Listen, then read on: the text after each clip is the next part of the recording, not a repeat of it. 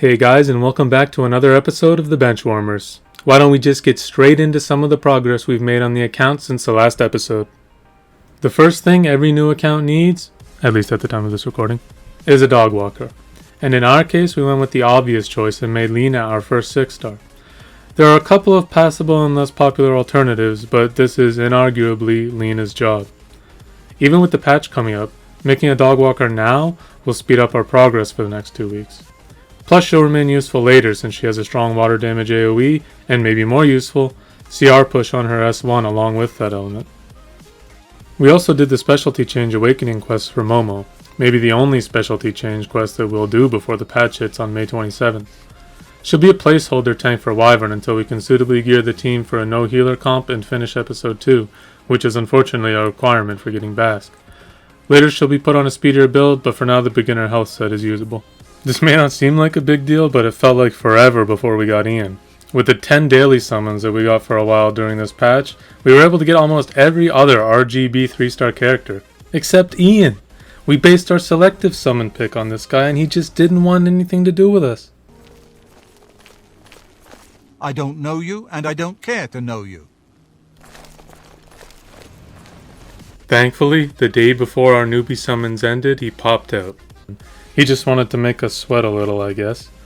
Throughout these summons, combined with the bookmarks that we got over time, we were also able to pull a lot of strong moonlight 3-stars.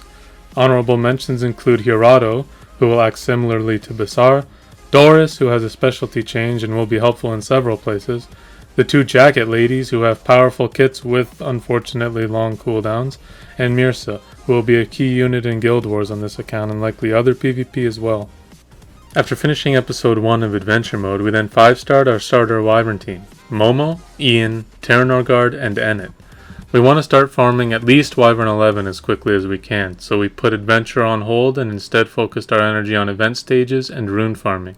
It's important to have a functional Wyvern team up quickly in case any events roll out that we can take advantage of. Speaking of Wyvern, any new player would be greatly interested in the banner featured this week if they didn't pull her from their selectives. Sigrid is a fantastic Wyvern unit. Our Benchwarmers, however, are more interested in the artifact bundled with her. Rolling on banners for artifacts is generally ill-advised because they are not guaranteed with a pity like the characters are.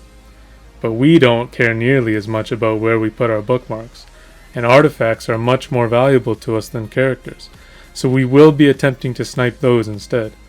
Plus, the only dust our squad has collected has been from sitting on the bench for so long, so we really don't have much hope of buying any at this point. Cradle of Life is a normally overlooked artifact because on regular teams it is often an unnecessary or outclassed addition. It gives a warrior type unit a chance of adding a random debuff to their basic attack, which makes it function similarly to Junkyard Dog, which this account sadly missed out on. While our first goal is to begin farming Wyvern 11, we want to spend as little time there as possible and transition quickly into 13. An artifact like this will allow us to get there much quicker as it will add more debuff reliability to the team. If we had been using the more standard combination of Alexa and Misty Chain, it would instead be replaced by Sira Ren. In any case, luck was on our side and we were able to pull Cradle of Life with our saved up Skystones from Adventure. However, by the time we got it, we were already pretty deep into the pity, so we decided to keep rolling until we got Sigrid for some free 5-star food. We considered just using these crystals to refresh energy, but the initial bulk summon would really help us get a few more useful artifacts, most notably Daydream Joker duplicates, as well as some enhancements for our characters that would lower gear requirements. For example, Ennet and Terranorgard both get crit imprints from their dupes. From now on, crystals will likely be used for energy refreshes unless we're feeling lucky with an important artifact. As a summary of our progress up to now, we're currently on floor 50 of Abyss. We're getting close to some floors that will require some additional units built, but for now we've just been using our Wyvern team.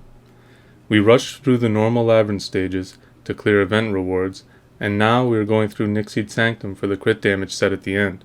This will be a useful set to get another unit online quickly.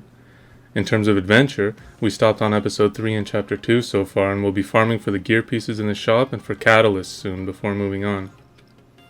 Most importantly, we got a team together for Wyvern 11 that has a roughly 80% win rate with only the starter gear. We've hardly got any skill ups, some of the gear isn't even upgraded, and none of our characters meet the effectiveness requirements. We just slapped our farmer Lena in the last slot as a stat stick and daydream holder until we finish building more units. Just goes to show how easy it is to start the gear grind these days with a little planning.